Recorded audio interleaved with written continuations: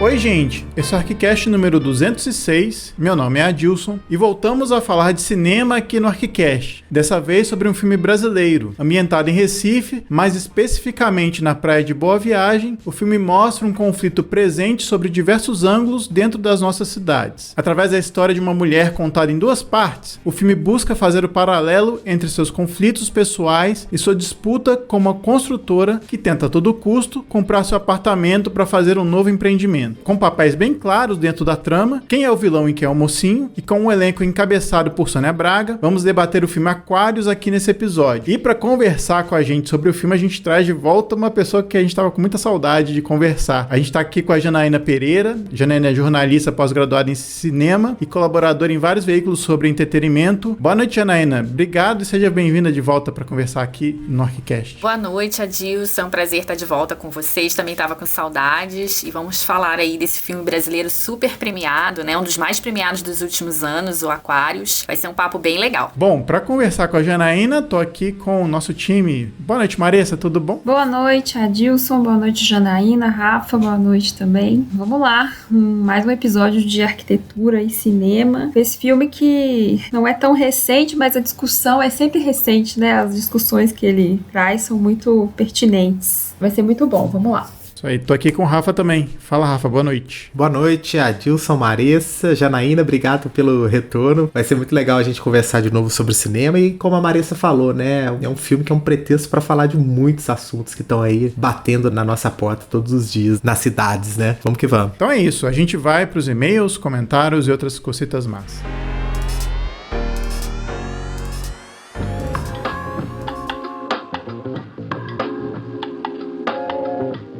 Olá pessoal, bem-vindo a mais uma leitura de e-mails e comentários do ArquiCast. Hoje eu, Rafa, tô aqui sozinho para fazer essa leitura um pouco diferente para vocês. Mas primeiro, um recadinho do Conselho de Arquitetura e Urbanismo do Brasil.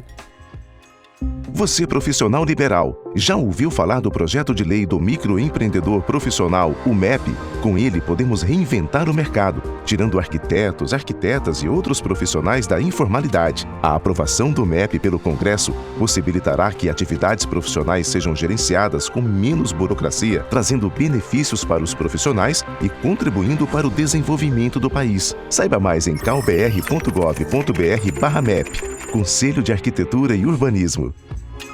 Bem, você pode continuar entrando em contato com a gente mandando um e-mail para contato@arquicast.com e também você nos encontra nas nossas redes sociais, Facebook, Instagram, Twitter. Temos um canal no Telegram que de vez em quando a gente coloca uns artigos, umas discussões lá para vocês e também temos um canal no YouTube com muito conteúdo e muita coisa legal. Você pode nos encontrar em youtube.com/arquicast. E também hoje temos outro recado do nosso parceiro Instituto Tomiotaki.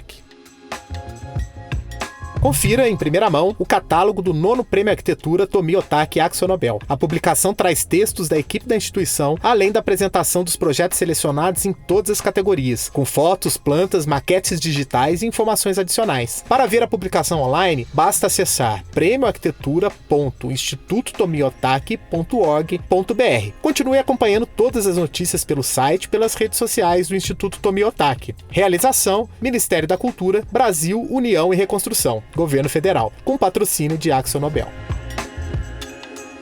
Para não perder o costume, eu vou deixar um salve aqui pra galera que deixou um like, um coraçãozinho pra gente lá no Instagram, na publicação do último episódio da semana passada, que tá todo ele também no YouTube, né, que foi uma entrevista com os vencedores, as vencedoras, melhor dizendo, do prêmio do Instituto Tomiotaki. Vou deixar aqui um salve pra Esther Carro, pra Joyce Buff, pra Fernanda Bárbara, o Arthur Cajá, a Noélia Monteiro, o Estúdio Flume, pessoal do Estúdio Flume, Joana França, Cidade Quintal, Thaís Bernardes, Mário Augusto, Carolina, muita gente, Carol Tanajura, Vitor Santos, Manuel Sá, grande Manuel Sá, Marion Feldman, pra Agnes, pro Alexandre, pra Aline, pro Vitor Hugo, pra todo mundo que curtiu o nosso episódio por lá. Esperamos vocês e bom cast!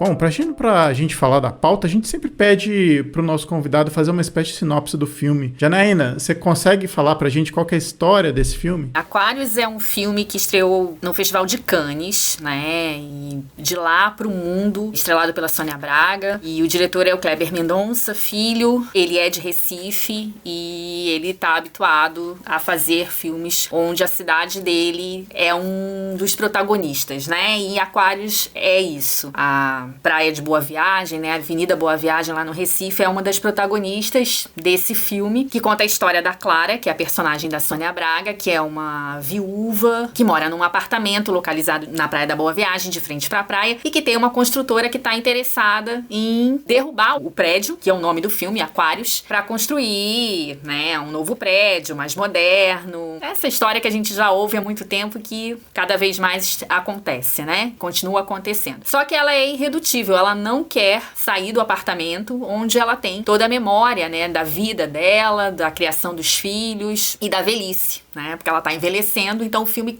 traz o ponto de vista também da terceira idade, né, dos preconceitos com a mulher, especialmente com a mulher da terceira idade, e essa questão urbana, né, de como a cidade vai engolindo as pessoas literalmente, né? E ela tá ali bravamente resistindo, como a última moradora do prédio, ela não quer sair de lá de jeito nenhum, e a construtora vai usar de todos os artifícios possíveis pra poder tirá-la de lá. Então, sem spoiler, essa é a história do filme. Eu sempre esqueço de avisar, mas, pessoal, quem tá ouvindo esse episódio, sejam avisados que a gente vai falar daqui bastante do filme, então com certeza vai ter spoiler. Se você não assistiu o filme, tem essa oportunidade de vocês irem lá e assistirem o filme tá na Netflix, depois voltem aqui pra ouvir. E se você não liga pra spoiler, podem continuar aqui sem problema. E tem um lance também, que é um tipo de filme que essa questão do spoiler, às vezes talvez não prejudique tanto, porque as camadas e o processo, como a gente vai conhecendo as personagens e entendendo um pouco a história, vamos dizer assim, não carece, né, da gente saber o que acontece no final. Então a gente até tava conversando antes, né, qual é o documento que ela apresenta no final, né? É, porque o filme tem outras camadas pra se desvendar, né? Agora, a gente tem, além da Clara, que é a personagem, tem outras personagens que estão em torno da Clara, né? Principalmente a família, né? Assim, a gente sabe que ela é uma viúva. No início do filme mostra, é uma cena passada na década de 1980, na verdade no ano de 1980, o ano que eu nasci, e aí mostra uma festividade que acontece na casa dela, nesse edifício. Ela tá nova, né? A gente também sabe que ela acaba de passar por uma cirurgia para retirar um câncer de mama e tá celebrando não só essa vitória dela, mas também uma das tias que tá fazendo aniversário. Então mostra o núcleo familiar, né? Mostra até as músicas da época, como é que as pessoas se vestiam. É interessante também esse ponto de vista. E, claro, a relação que você tem da construção com o mar, né? Da praia ali. Aí eu queria saber de vocês, quais foram as primeiras impressões que vocês tiveram no filme? Eu sei de um spoilerzinho que a Marissa não gostou tanto do filme, né, Marissa?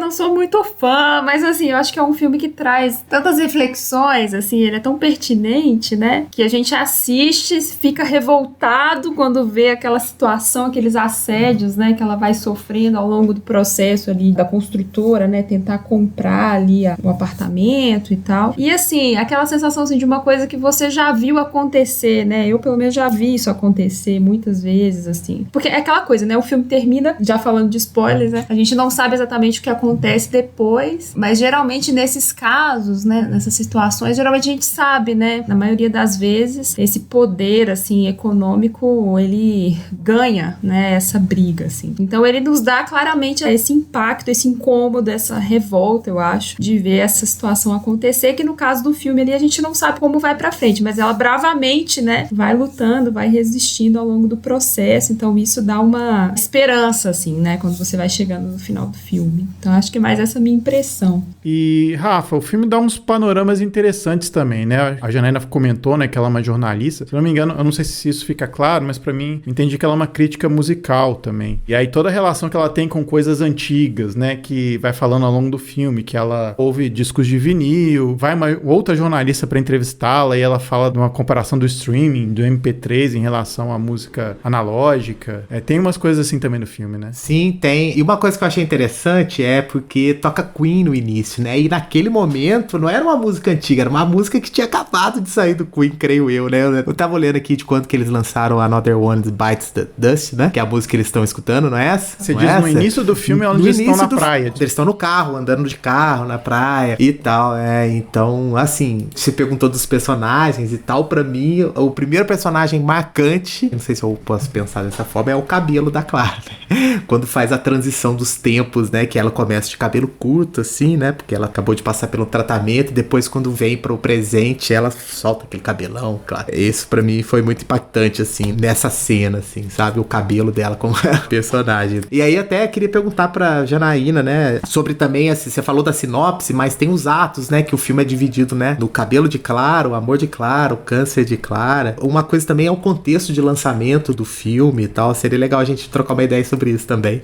O filme foi lançado no Festival de Cannes, né? 2016. Aqui no Brasil tava aquela situação do impeachment da Dilma. E foi um burburinho danado que no tapete vermelho de Cannes, o elenco e o diretor mostraram cartazes falando, né, que estava acontecendo um golpe no Brasil. E aí isso teve uma repercussão enorme. Um ano depois, quando o Temer já estava como presidente, o filme foi vetado de ser o candidato brasileiro ao Oscar. Candidato a candidato, né? Porque cada país tem um representante e aí a Academia de Hollywood escolhe 5 que vão ser os indicados ao Oscar. Quer dizer, ele não seria indicado, ele seria o candidato brasileiro. Então nem isso ele foi. E essa repercussão do lançamento em Cannes foi muito grande, apesar dele não ter sido premiado lá. Teve uma repercussão muito grande e isso, assim, abriu as portas para o mundo inteiro. Eu assisti ao filme em setembro de 2016 numa sessão na Premiere Mundial do filme na Bélgica com a Sônia Braga. É uma história meio inusitada. Olha só que Uau!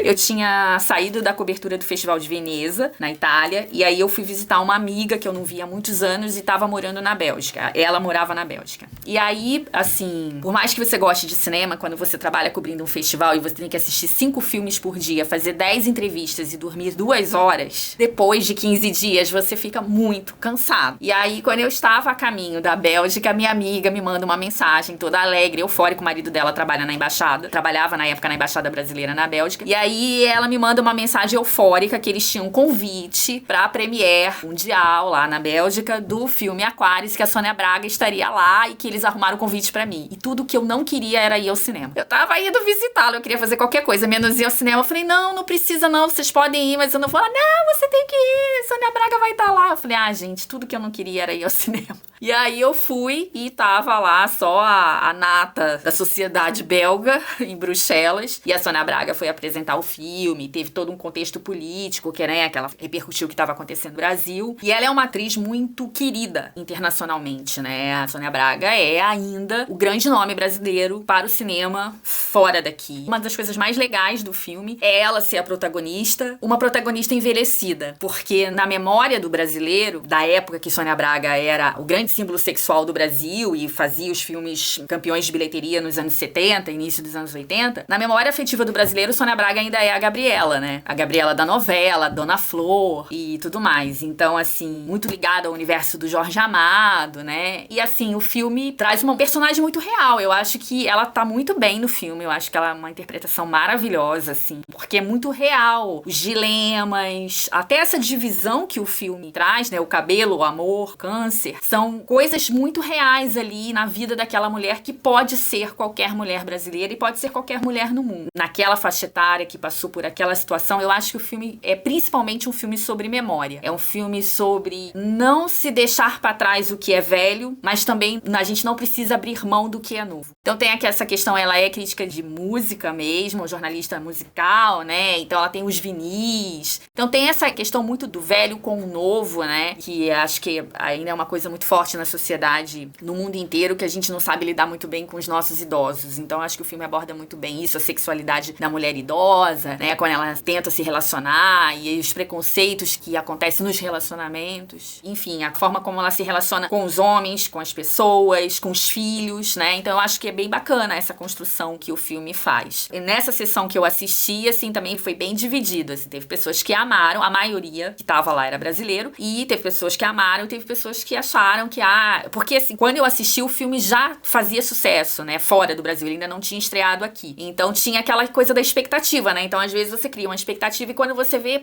não é tudo isso. Então teve muito isso. Muita gente achou, não é tudo isso o filme não, mas teve muita gente que gostou bastante. Eu acho um bom filme, assim. O melhor filme brasileiro de todos os tempos, não.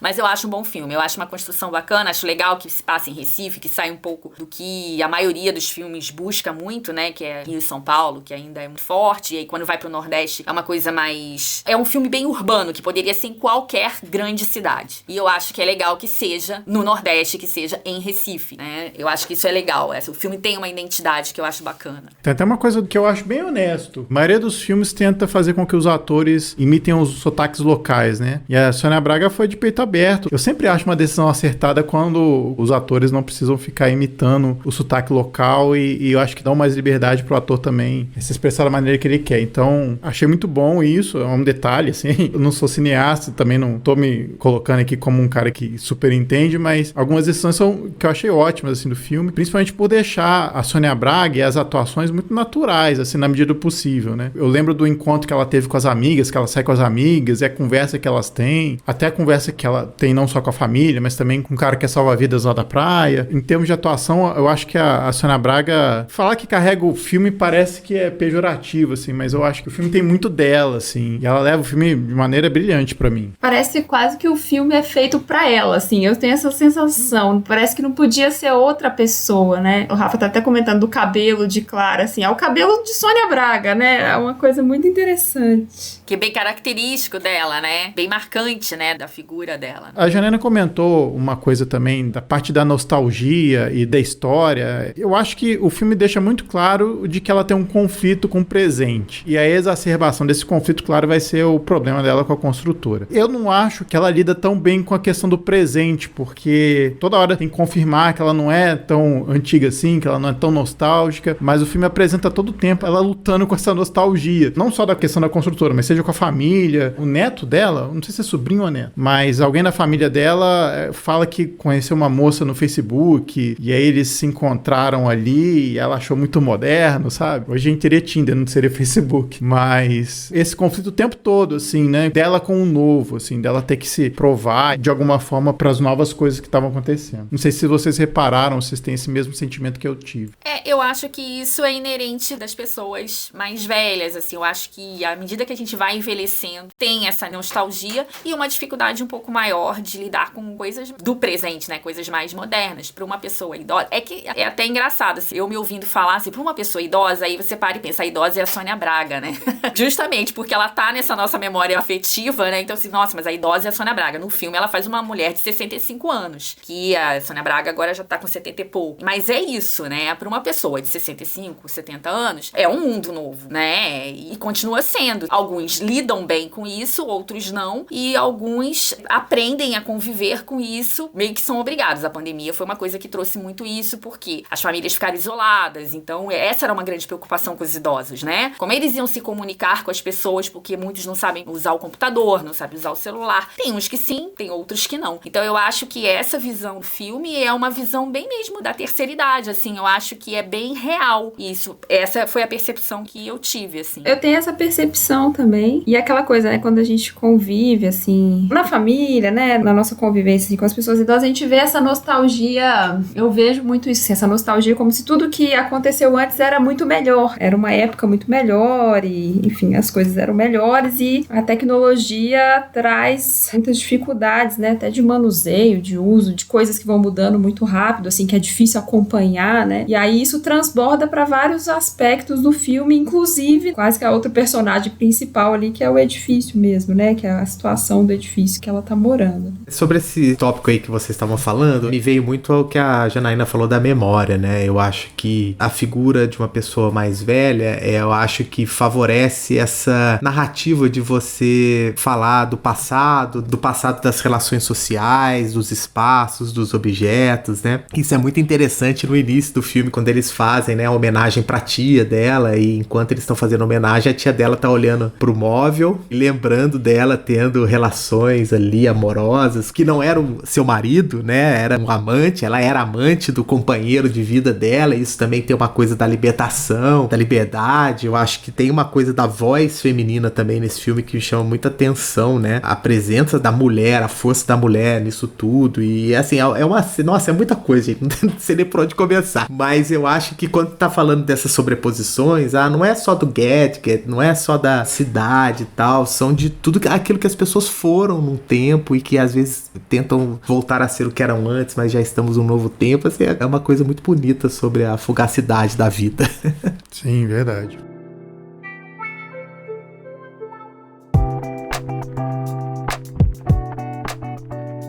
Relacionando diretamente com a trama do filme, dá pra perceber que o filme tenta contar a história de que não é só a Clara tá apegada às coisas, mas não de uma forma ruim, mas também buscando um pouco do que ela viveu, e parece que toda a vida dela, ou grande parte da vida dela, tá também naquele edifício, e que ela carrega com afeto, assim, ela tem naquele edifício uma parte da vida dela também. Então, de alguma forma, ela tem um apego, mas esse apego não é pejorativo, né? Que a gente fala, nossa, tem apego muito a isso aqui e tal, mas nesse caso faz todo sentido pra trama ela ser apegada ao lugar que ela mora, porque ela viveu toda a vida dela ali, ela tem toda a felicidade, todos os amantes que ela teve também passam por ali, passam pelos móveis. Rafa tava comentando, e agora ele me fez lembrar que tem uma imagem do móvel que tava com a tia dela e passou pra ela, enfim, toda essa coisa do afeto e das relações que carregam toda a história e toda a memória dela estão ali presente com ela, e é muito representado pelo prédio. E aí o filme, né, depois do início, né, ele tem um turning point que é justamente quando a construtora faz a proposta para ela, de conversar com ela, de tentar comprar um apartamento, e ela é irredutível. Ela nem chega a conversar com as pessoas, apesar do cara ali tentar mandar a proposta para ela por debaixo da porta, ela inclusive empurra para trás, assim, fala, não quero conversar, né? E é isso, assim, a gente estava até conversando antes de começar aqui sobre a questão do valor histórico do edifício em si, né? O filme tá trazendo um valor, ele é um valor de vida, né? Ele é um valor de significado, de identidade, de quem você é, de toda a sua história tá relacionada com objetos, com lugares, com pessoas, né? E como isso não tem preço, né? O que você troca por isso, né? Quanto que você dá por isso? Essa sensação que ele passa, assim, né? É possível pagar por isso, né? Eu vejo assim, o filme tem essas dois personagens, a Clara e o edifício. O edifício, que no caso ali é edifício, como é o nome mesmo? Aquários. Aquário. Ah, é Aquários! Exatamente. É porque eu tava lendo aqui uma reportagem que esse edifício, ele existe, né? Ele se chama Edifício Oceania, lá em Recife. E eu tava lendo a história aqui, paralelamente, que na verdade tinha uma moradora lá, nesse edifício, que também passou por uma situação semelhante, parecida, assim, né? Uma trajetória parecida com a de Clara. No próprio edifício em si, que foi filmado, tem esse fundo também, né? No próprio Edifício Oceania. Enfim, é um pouco dessa reflexão. E o edifício, eu contei essa história pro Adilson, quando ele convidou pra participar do episódio de hoje. Eu até falei, eu tenho duas histórias boas com o filme. Uma eu já contei, que é essa da pré-estreia com a Sônia Braga, e a outra foi em 2017, um ano depois que o filme já tinha estreado, junho de 2017. Eu fui a Recife pela primeira vez, eu nunca tinha ido, fui de férias uma semana. E aí, no meu último dia em Recife, eu tinha feito um passeio pra até Caruaru, que era a época de festa junina, uma excursão. E aí, na voltando de madrugada, o motorista foi me deixar no hotel. Eu fui a última do ônibus da excursão e o guia de turismo falou, eu vou levar você. A rua era uma rua estreita, ele falou assim, eu vou levar você até lá, porque já era de madrugada. Aí, quando chegou na porta do hotel que eu tava, ele virou pra mim e falou assim, você sabe onde você tá hospedado? Eu falei assim, na praia da Boa Viagem, né? Aí ele, você tá do lado do edifício onde foi gravado o filme Aquários. Eu não sabia. Eu não acreditei que eu fiquei tantos dias ali e eu não sabia. Aí ele, aqui agora é ponto turístico e tal, você viu o filme, né? Aí eu falei assim, eu vi, sim. Ainda bem que eu tinha visto mesmo, né? Com a Sônia Braga, inclusive.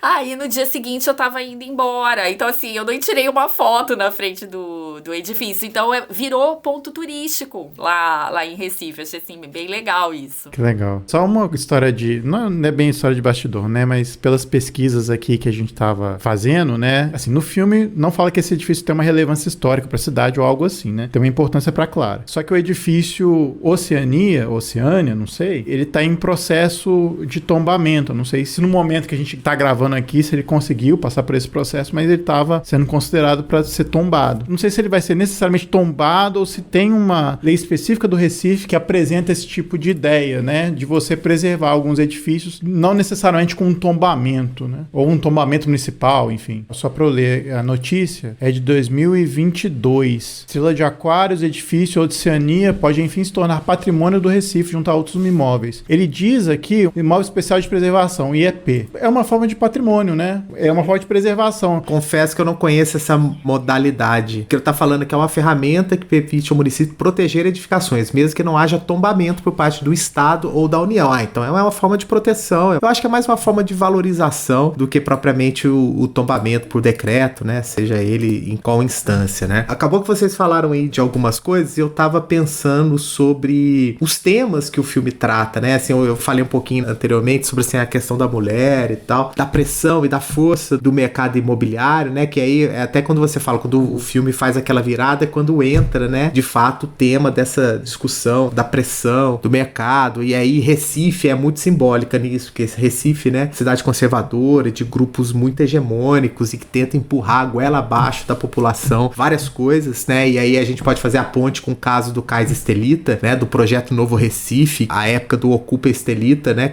Isso acho que foi 2013, que eu me lembro do Twitter, teve uma grande movimentação também do pessoal que ocupou e não deixou que o projeto fosse pra frente, também um projeto colocado com goela abaixo, assim, mostra um pouco dessa ambiência que Recife catalisa, né? Discussões urbanísticas sobre direito à cidade, segregação socioespacial, gentrificação. Então agora eu tô dando verniz aqui um pouquinho do nosso campo, né? Que o filme, ele é uma grande novela sobre esses temas, né? Isso aparece de forma estruturante no roteiro, no plot do filme, né? Que é um grupo imobiliário tentando fazer a aquisição do último apartamento daquele edifício, porque eles querem construir ali um novo edifício que vai atender uma outra classe. Talvez seja até a mesma classe que ela. Ela tem um poder aquisitivo dentro da cidade, né? Inclusive, um dos textos que a gente leu aqui fala que ela é a vilã, né? Porque ela não tá permitindo ali que seja construído muitos apartamentos, que todo mundo tenha acesso àquela bela vista e tal. Mas não se trata do local, não se trata do espaço, se trata das memórias, né? Da afetividade, de todos os laços humanos que foram construídos naqueles espaços, né? Então tem essa discussão que eu acho que é muito sensível, assim, que às vezes a gente não pensa. Se a gente imaginar que a gente passa tão pouco tempo, né, no planeta Terra, né, cada um de nós aqui, as gerações passam muito rápido, né? Eu acho que usar isso como um argumento também, eu acho meio controverso, enfim, temos aqui um tema para discutir. Eu tô lembrando de uma fala que ela tem. Tem uma conversa que ela tem com os filhos, né? Aquela cena que ela tá na sala lá com os filhos. Acho que a construtora também entra em contato com eles, né? Pra, enfim, fazer as propostas e tal. E ela fala assim, mas vocês precisam de dinheiro, mas eu tenho 5 apartamentos. É porque o Rafa falou, né? Da questão da classe social, talvez seria mesmo. Então a gente vê que realmente a questão ali não é o apartamento em si, não é a questão do poder aquisitivo, do quanto que vai ganhar ou não, né? Mas é realmente a vida da pessoa, né? A vida, tudo aquilo que envolve toda essa construção de identidade de vida, né? Para ela não é uma questão econômica, não é, definitivamente. Não. Absolutamente. E eu acho que isso também favorece com que ela tenha um pulso firme de falar, não quero vender. Sim, com certeza. Exatamente, o que muita gente não tem. E a gente tá falando do caso específico dela dentro do edifício, mas isso acontece, por exemplo, aí um paralelo com o caso do projeto Novo Recife, né, de um projeto que iria expulsar as pessoas que estão ali ao redor, elas não poderiam mais consumir naqueles lugares, naqueles espaços, porque iria mudar o perfil socioeconômico da população residente ali, né. Então, o filme constrói essa situação, é muito inteligente, porque a gente não tá discutindo isso, a gente tá discutindo outras coisas, né, que são mais sensíveis do filme, não a discussão pragmática aí do uso do solo, do valor da terra, né, não é isso que importa ser discutido no filme, mas é uma questão muito importante que tá no panorama, né, da película. E eu acho que é muito mais fácil também, quando alguém que, sei lá, às vezes não sabe ou não conhece direito, né, entender qual o valor afetivo de um edifício, né, eu acho que no filme mostra exatamente como é para uma pessoa que viveu muito tempo ali, como é que ela entende a vida dela, de que tá ali naquele edifício. Eu acho que as pessoas se identificam com aquela história e entendem melhor, né, qual que é essa história, né, porque tanto ela quer bater o pé e ficar naquele lugar ali, né, que é um lugar que ela tem um afeto por ele e tem todo um significado de vida para ela, apesar dos vários problemas que ela vai encontrando no caminho, ela não quer ceder, né, e ela não tem um motivo para ceder nesse caso, né, não tem motivo nenhum financeiro para ceder. Então, todo o motivo da afetividade, das memórias, memórias do que ela viveu naquela casa ali estão impregnados para ela, e aquilo ali é fundamental para que ela continue ali. Eu acho que o filme trata isso, assim, muito bem. E essa questão dos prédios que vocês estavam falando, eu me recordo das entrevistas do diretor, do Kleber Mendonça Filho, e a ideia do filme surgiu justamente porque ele se incomodava muito com a perda de identidade que Recife estava tendo com a demolição de vários prédios históricos. Foi a partir daí que ele teve essa ideia. E, de fato, nessa região, né, naquela região do filme, né, na Praia da Boa Viagem, da Praia do Pina, uma região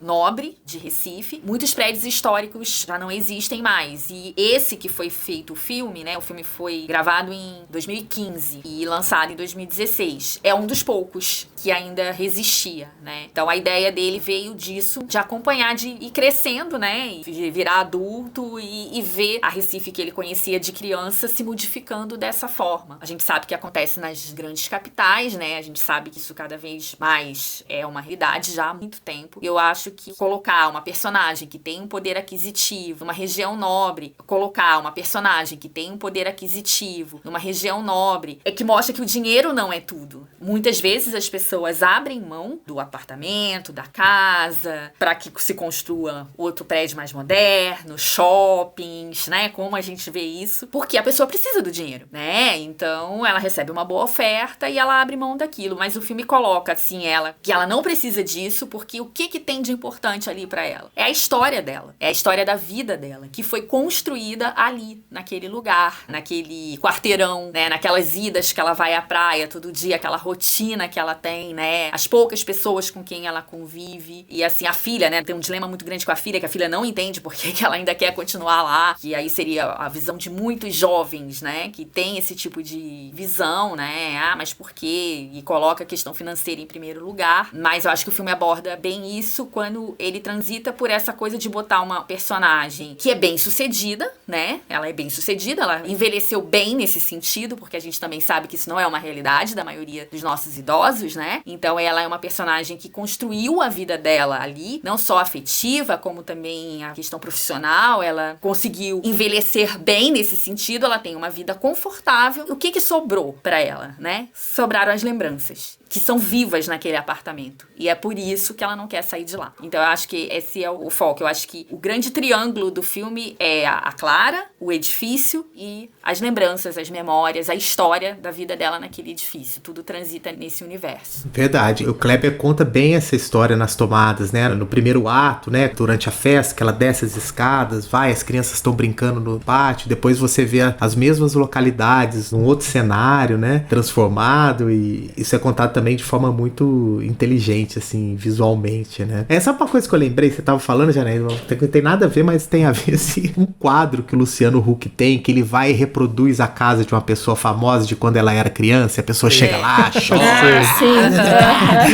É isso, né? Assim, acho que é um pouco isso.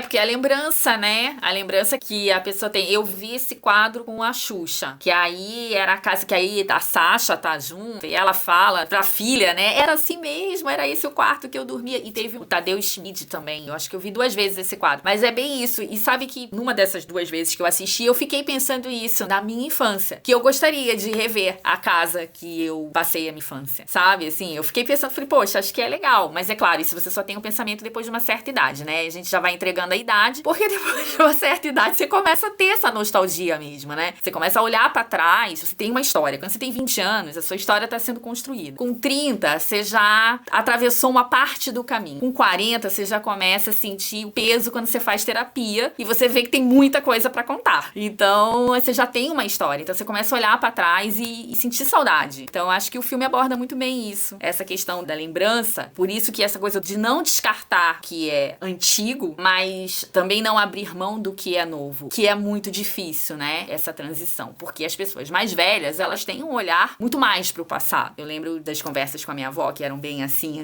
falava muito do passado. Qualquer conversa com qualquer pessoa de mais idade, as pessoas mais velhas falam muito do passado, porque é a história delas. A história delas tá muito mais no passado. A gente sabe que depois de determinada idade, a gente percorreu a maior parte do caminho. Falta menos tempo, né? Como vocês falaram aí, a gente tem muito pouco tempo aqui nesse planeta e a gente que só se dá conta disso, talvez, depois de uma certa idade, realmente. Então, quando você já percorreu a maior parte do seu caminho, a tendência é que você olhe mais pra trás, porque pra frente você não tem muito mais o que ver, o que fazer. E isso é o mais legal do filme, é essa abordagem muito sincera, muito real e delicada mesmo da memória. O quadro do Luciano Huck chama Visitando o Passado. Ah, muito bem.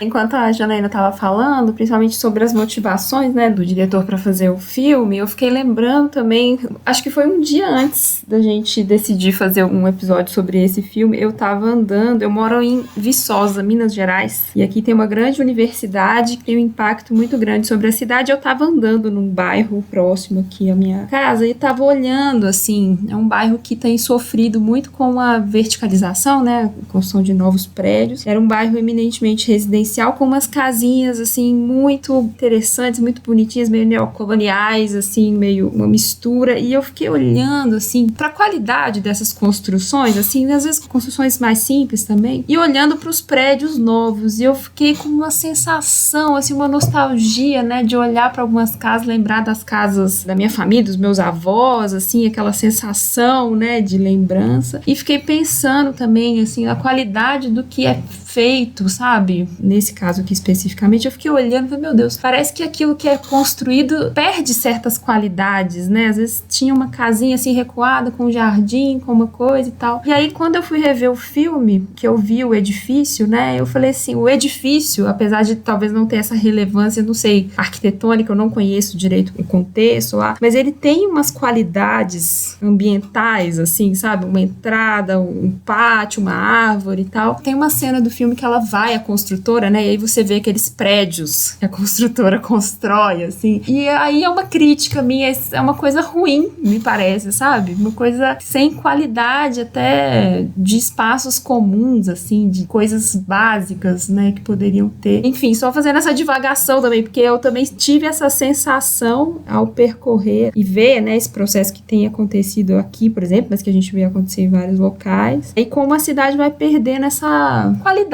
né? Pelo menos é o que eu vejo nesse contexto aqui. Não é uma grande cidade, uma cidade média, assim, mas que sofre com esses processos que, a meu ver, vão tornando a cidade feia, de certa forma, assim. Acho que tem casos e casos, né? Tem, com certeza, com certeza. Tem uma crítica que eu tenho ao filme, uma coisa que eu acho ruim, tem algumas coisas muito maniqueístas, ou seja, o mocinho é muito mocinho, o vilão é muito vilão, e nessa parte, né, quando eles vão botar o papel da construtora, né, a construtora faz literalmente de tudo pra fazer expulsar a Clara dali. E aí utiliza métodos não questionáveis. Não convencionais. Nem convencional. Chega a ser criminoso, literalmente assédio, criminoso. Né? Sim, literalmente criminoso que a construtora faz. Não tô falando que toda construtora é bonzinha também, não. Mas, assim, essa discussão sobre a construtora em si é uma discussão que o filme não tem necessariamente. Claro que ele vai discutir sobre como se abusa do poder econômico da cidade para se ganhar espaço e se lucrar sobre o espaço. Mas é claro que tem mais nuances nisso, né? Tem outras nuances que a gente pode discutir aqui, que é o que a Marissa estava comentando, né? Na parte das vezes, assim, a memória é completamente usurpada e as coisas novas ignoram as antigas. Mas em outros casos, assim, é uma discussão que é preciso ser mais ampla, né? E eu acho que o filme não se propõe a isso, né? Eu tô falando aqui uma questão do filme, mas eu acho que o filme tenta botar os papéis claros, né? De quem é o mocinho, quem é o vilão, e não há questionamento no sentido de que, claro que você não vai torcer pra construtora naquele caso da Clara, mas em alguns outros casos, né? Há uma discussão que merece ser ampla, mas o que eu acho importante no filme é justamente trazer à pauta isso, da memória, que essa memória também está na cidade. Os edifícios que são preservados são consequência de todo o pensamento que uma sociedade teve para aquele edifício, né? Tanto é que, como eu falei anteriormente, não bota em questão se aquele edifício do filme tem uma preservação específica para a cidade, se ele é um patrimônio, se ele tem uma consideração mais profunda sobre uma questão urbanística, mas o filme não se propõe a isso. Nesse caso eu me enrolei bastante, mas eu queria falar só que existem mais nuances do que só botar a construtora como vilão e as pessoas como mocinho, mas entendendo que no filme não cabe esse papel, né? Poderia ter um treinamento com Breaking Bad, né? Que transita um pouco, mas não é uma série, é um filme, né? Tinha que resolver rápido, né? Exato. Mas essa discussão sobre, eu acho que as personagens, elas dão muito os tons, né? A personagem do Humberto Carrão, que inclusive nos segue, né? No Instagram, abraço aí, Humberto Carrão. Humberto Carrão.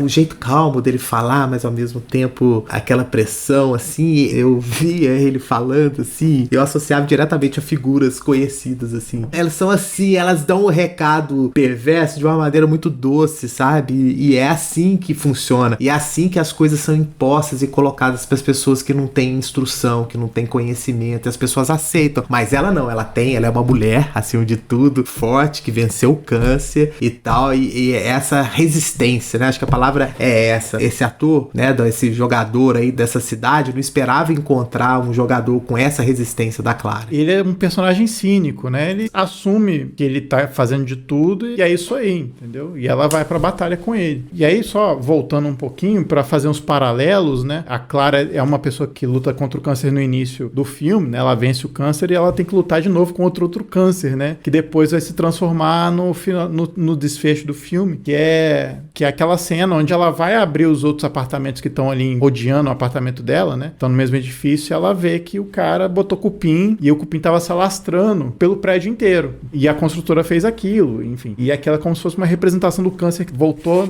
a estar presente na vida dela de alguma maneira, só que de outra forma, né? É como se ele fizesse uma metáfora do câncer que ela viveu, ela lutando contra o câncer de novo, né? Mas eu acho que é isso mesmo. Eu acho que o filme não dá margem pra que você tenha dúvidas de quem é o mocinho, no caso a mocinha, e de quem é o vilão. Eu acho que isso é proposital mesmo, pra gerar esse incômodo de como as cidades estão se transformando, que a gente sabe que as transformações acontecem desde sempre, são necessárias e é assim, mas que não se explica muito, né? Mas aquele prédio, a gente sabe, como vocês comentaram, né? Pode ser tombado e tudo mais. Assim, o filme não quer entrar nisso, nessa questão. Ele quer deixar bem claro mesmo que ela é a mocinha, ela quer preservar aquela história dela e a construtora é a vilã. O filme não dá margem para que a gente pense o contrário. E até o final, que ele fica em aberto, eu acho que em aberto de um certo ponto de vista. Para mim, ela ganhou. Eu acho que ela ganhou no final, que ela conseguiu o que ela queria. Que ela não vai sair do edifício, o edifício tá lá. E o edifício tá lá, né? O edifício realmente está lá. Então, ela ganhou. Então, da minha cabeça, mesmo antes de eu saber que o edifício continuava lá, mas na minha cabeça, ela vence no final. Eu sei que o final é em aberto, mas assim, o filme acabou, eu tinha certeza, assim, putz, ela conseguiu, é isso mesmo. Eu não tive dúvida nenhuma. E assim, vamos pensar que o edifício está lá, então ela ganhou. Até agora, em 2023, ela ainda tá ganhando. E fica aquela coisa de que é uma vitória temporária, né? Porque a geração seguinte já pensa de outra forma, e aí é o tempo da cidade depois, né? Que entra aí. Se tivesse uma continuação, né? Assim, aí a Clara morreu. A filha venderia. Com certeza. Rápido. Não Nossa, mas já tava... O problema é que isso não dá filme, né? Exatamente, né? Exatamente. E é engraçado isso, né? Que a gente vê ali o perfil, né? Dos personagens, né? Duelo ali da mãe e da filha. E a gente facilmente já pensa, não, a filha venderia fácil, assim, de olhos fechados. Nossa, cadê o contrato? Me dá aqui que eu já tô assinando. Mas a história do filme tem que ser essa, né? Tem que ser esse embate, é essa discussão toda. É por isso que a gente tá aqui falando hoje. Saindo um pouco da ideia do filme, eu queria retomar uma discussão aqui a respeito de preservação e de uma história que a gente sempre fala, né, de que vários urbanistas falam que a densidade sobre a cidade é também uma questão importante. Eu não sei se dá para rivalizar uma coisa com a outra, porque eu acho que são assuntos muito diferentes, assim, uma discussão de densidade eu acho que é diferente de uma discussão de patrimônio, né, sobre a cidade. Mas só para botar em contexto da cidade do Recife, a Janaína comentou que a Praia de Boa Viagem é um local bastante valorizado da cidade de Recife, né, e o Rafa comentou também sobre os embates dos últimos anos a respeito da cidade do Recife. Como a gente tem vários problemas com patrimônio nas cidades, né? Aqui mesmo, a gente ouve histórias terríveis de prédios que são demolidos antes de sair o tombamento do prédio. Então a gente tem aí um problema muito grande, pelo menos no Brasil, em relação ao patrimônio, né? Muitas coisas que poderiam ser preservadas estão no chão e que se perde a memória da cidade muitas vezes, né? Não sei se o Rafa lembra, com certeza deve lembrar, teve uma história de um edifício aqui que se encontrava num bairro e que estava em processo de tombamento e do dia para a noite o prédio foi demolido, né? Sem ter concluído esse processo. Isso aconteceu há pouco tempo, já aconteceu um tempo atrás, e assim, é corriqueiro, não só aqui na nossa cidade que a gente vive, mas também em outras cidades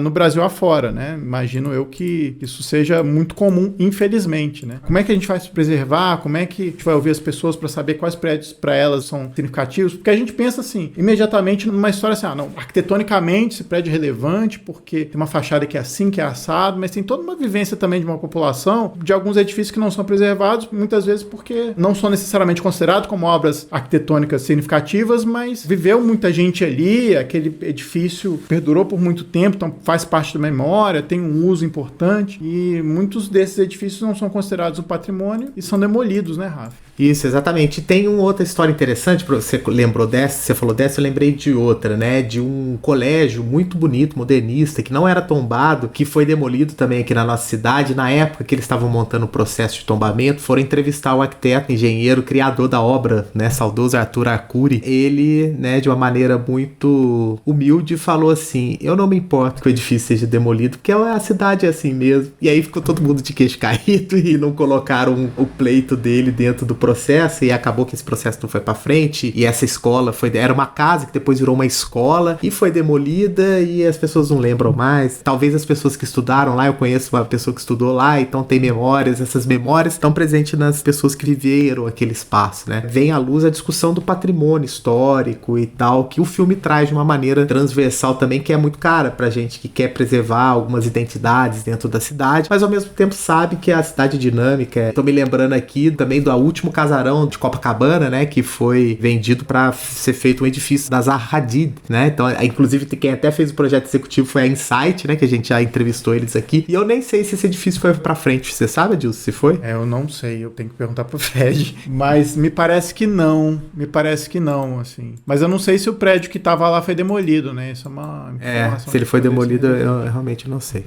Como o Rafa falou, né, Recife tem um contexto muito específico, né, de ter uma parte de Recife que é tombada, que é o centro antigo de Recife, e tem esses conflitos novos, e por conta do que o Rafa falou, né, de terem grupos hegemônicos e de interesse sobre a terra, por conta disso acontecer, né, tem vários movimentos organizados que estão tentando preservar. O próprio Ocupa Estelita é um exemplo disso, e até em um artigo aqui tem outros exemplos de edificações que não são necessariamente tombadas, mas que têm uma importância para a cidade do Recife, onde eles fazem esse artifício de fazer com que o prédio seja preservado, não necessariamente ser considerado um patrimônio, mas que seja preservado ali em prol da memória, em prol de outras questões que cabem também. Inclusive, como a gente falou aqui anteriormente, né, o próprio edifício Oceania está preservado e está a ponto, estava até a última matéria que a gente leu, estava a ponto de ser considerado como um prédio a ser preservado também. Marissa, não sei se você dá aula sobre patrimônio, mas isso é relevante para os alunos também, né? Com certeza. Patrimônio sempre desperta discussões acaloradas, né? Com certeza. Mas é isso, assim, a gente fica sempre nesse fogo cruzado, assim, nessa dualidade, né, do passado e do presente. Então, acho que o filme aborda isso muito bem também. Esse contexto do Recife, você conseguiu conhecer, ô Janaína? Apesar de você ter passado só as férias lá? Sim, mas o que eu ouvi das pessoas lá, que a cidade tinha tido uma grande obra por conta da Copa de 2014, então muita coisa histórica tinha mudado, mas ao mesmo tempo revitalizaram também algumas coisas. Então, por exemplo, o Marco Zero, não sei se vocês conhecem Recife, né, onde a cidade começou, era uma região que estava um pouco abandonada e por conta da Copa do Mundo, eles revitalizaram a região. Eu achei o máximo, quer dizer, pra mim Recife sempre foi daquele jeito, porque eu não conhecia antes, então eu achei uma parte lindíssima. Tem passeio de barco, passa pelas pontes, e aí você faz um pedido. Se você conseguir tocar a ponte de dentro do barco, você faz um pedido, e eu posso afirmar pra vocês que eu fiz o pedido e meu pedido se realizou. Então, dá certo. E eu conheci a parte histórica. Aliás, isso é uma das coisas que eu mais gosto quando eu viajo. Se eu não fosse jornalista, houve uma época que eu queria ser historiadora e trabalhar em museu. Então, dá pra imaginar que eu gosto de coisas antigas. E o meu personagem de cinema favorito, lógico, que é o Indiana Jones. Eu sempre gosto de conhecer essas partes históricas, né? Os locais históricos das cidades. Eu acho que é muito interessante porque é onde começou tudo, né? Onde começou a história daquela cidade e daquele povo. Cidades bonitas existem no mundo inteiro. O que me interessa nas viagens são as pessoas. As pessoas fazem a diferença numa viagem. Então, assim, quando você vai como turista, eu tenho esse olhar, sabe? Recife é uma das cidades que eu mais gostei de visitar. Fui muito bem tratada.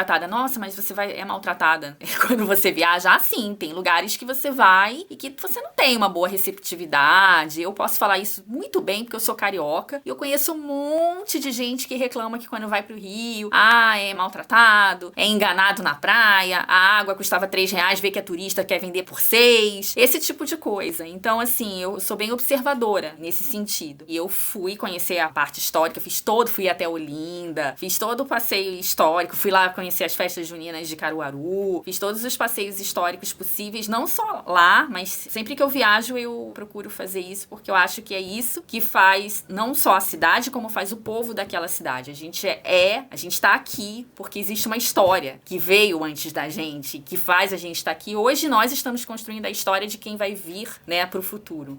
Então eu valorizo muito isso, acho muito legal. Muito bom.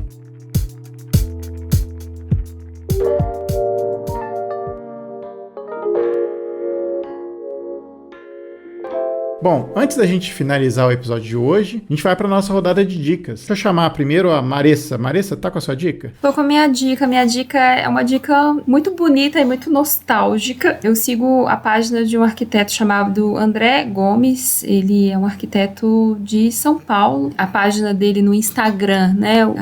@AndréDVCO. O André, ele é um arquiteto, fotógrafo também, e ele começou durante a pandemia a fazer algumas caminhadas na vizinhança dele lá em São Paulo e fotografar principalmente as residências, assim, das ruas, né? E aí tem muitas casas, muitas construções das décadas de 30, de 40, no estilo também, né, meio neocolonial, assim, vários predinhos também, né? Acho que os primeiros edifícios de múltiplos pavimentos, assim, da região. E é muito bonito, assim, ele acha umas pérolas mesmo. Então é a minha dica aqui, a página do André. Muito bom. Rafa, sua dica. Bem, minha dica vai ser uma dica rápida de entretenimento, aproveitando que a Janaína tá aqui, que gosta de cinema, escreve sobre cinema, que é o filme Air, que conta a história por detrás da grande contratação da Nike e Michael Jordan, do acordo que a Nike e o Michael Jordan fizeram no início da carreira dele no Chicago Bulls. E é um filme fantástico que conta os bastidores, as negociações e romantiza um pouco como foi feito, né? Toda essa negociação que criou aí um dos ícones da contemporaneidade aí. Muito legal. Pra quem gosta de basquete, gosta da década de 90, Chicago Bulls, é bem legal.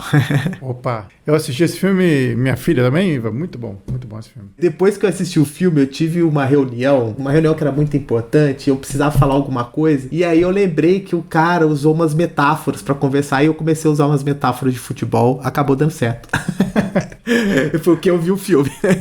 Muito bom. Janaína, sua dica? Olha, eu vou dar uma dica seguindo aí o nosso tema de hoje, que foi o filme Aquários. O filme seguinte do Kleber Mendonça Filho, Bacurau, fez tanto sucesso quanto Aquários, ou até um pouquinho mais. Então, quem assistiu Aquários e ainda não viu Bacurau, ou não assistiu nenhum dos dois, aproveita para conhecer um pouquinho desse cineasta brasileiro que faz muito sucesso fora do Brasil. Bacurau também tem Sônia Braga no elenco e conta a história de uma cidade do sertão nordestino chamada Bacurau, que de repente os moradores descobrem que ela sumiu do mapa. E aí eles recebem as visitas dos primeiros estrangeiros na região. E aí o que acontece depois, vocês vão assistir o filme para descobrir. Bacurau foi o primeiro filme brasileiro a ganhar o prêmio especial do júri no Festival de Cannes de 2019, que é o mesmo Festival de Cannes que premiou Parasita, aquele filme sul-coreano que depois ganharia o Oscar e o mundo e que se tornou uma febre e que 99% das pessoas que assistem adoram. Então, assim, concorreu com um grande filme e foi premiado também. Então, acho legal conhecer o universo do Kleber Mendonça Filho. Bacurau ele dirigiu junto com Juliano Dornelles e é um bom filme brasileiro também e que sai dessas temáticas, como eu tinha falado aqui, do Sudeste, do Sul, e também sai um pouco da forma como o Nordeste é visto. Então, eu acho que vale a pena dar uma olhada também. E a Sônia Braga tá lá. Os diretores têm, né,